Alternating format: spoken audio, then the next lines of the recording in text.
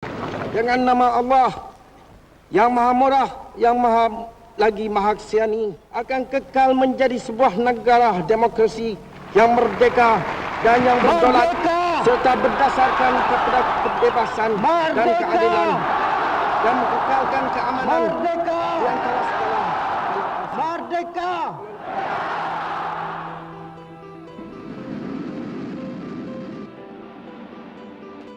Tunku Abdul Rahman lahir pada 8 Februari 1903 di Alustar, Kedah. Ketika itu, negara masih belum merdeka dan dikenali sebagai Tanah Melayu. Tunku Abdul Rahman merupakan anak kerabat Diraja Kedah. Beliau lahir di Istana 3 tingkat, sebuah kediaman Diraja atau lebih dikenali sebagai Istana Pelamin. Istana itu terletak di Alustar, Kedah. Ayahanda Tunku Abdul Rahman bernama Sultan Abdul Hamid Halim Shah Ibnu Sultan Ahmad Tajuddin Mukarram Shah. Baginda adalah Sultan Kedah yang ke-26. Bonda Tunku Abdul Rahman pula bernama Cih Manjalara.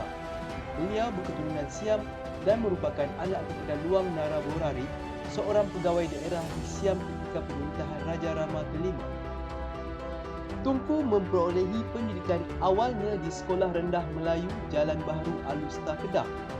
Pada tahun 1920, beliau telah ditawarkan beasiswa negeri Kedah dan menyambung pengajian di St. Catherine College, University Cambridge di England.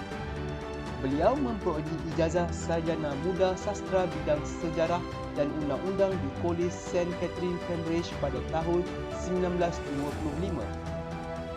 Pada tahun 1945, beliau telah menyambung pengajiannya kepada bidang undang-undang di Inner Templar untuk melayakkan dirinya menjadi peguam dan magistri.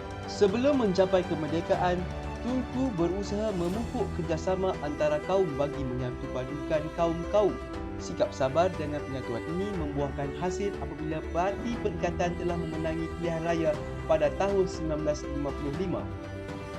Satu rombongan telah pergi ke London untuk membincangkan bagi mendapatkan kemerdekaan Tanah Melayu. Parti Perikatan telah berjaya menandatangani perjanjian kemerdekaan dan Tunku Abdul Rahman telah dilantik menjadi Perdana Menteri yang pertama.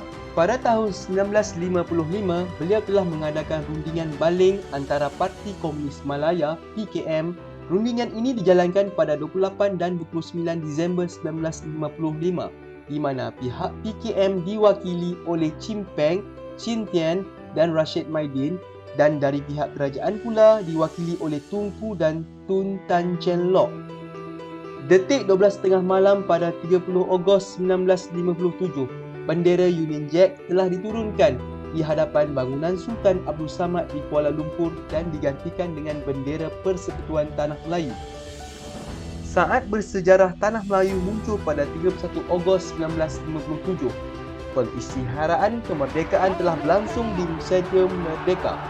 Laungan kemerdekaan dari bapa Malaysia ini telah bergema di segenap penjuru Stadium Merdeka Kuala Lumpur. Pada 27 Mei 1961, Tunku telah mengemukakan mengenai penubuhan Malaysia dengan menggabungkan Malaya, Singapura, Sabah, Sarawak dan Brunei. Dan pada tahun 1963 telah terbentuk Penubuhan Negara Malaysia.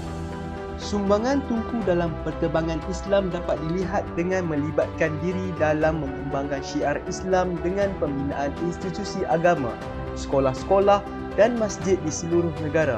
Tunku telah menjadi Presiden Pertubuhan Kebajikan Islam Malaysia, PERKIM.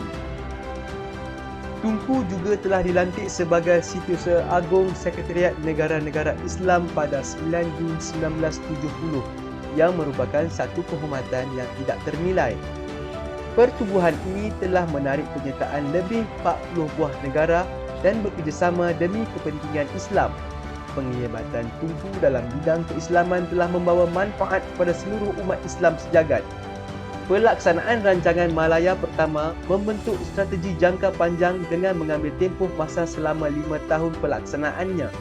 Rancangan ini memberikan manfaat terhadap pembangunan ekonomi di luar bandar untuk merapatkan jurang perbezaan pendapatan antara penduduk bandar bagi mengimbangi kemiskinan masyarakat luar bandar.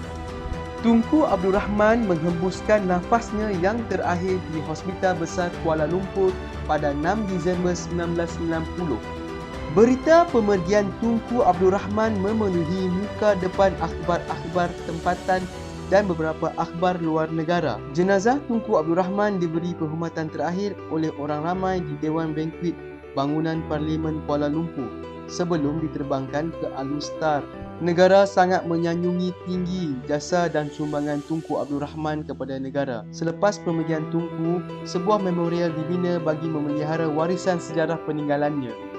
Secara kesimpulannya, jasa Tunku Abdul Rahman memberikan peringatan dan fokus kepada kemerdekaan secara langsung, menyemai benih patriotisme dalam diri kita semua sebagai rakyat Malaysia. Patriotisme dalam pengertian yang paling asas adalah kebanggaan dan cinta kepada negara sendiri. Kita harus mengambil peluang untuk mendidik generasi muda akan datang tentang warisan dan sejarah Malaysia melalui sambutan merdeka. Dengan ini, kita dapat menerokai landscape pelbagai budaya Malaysia dengan lebih berkesan.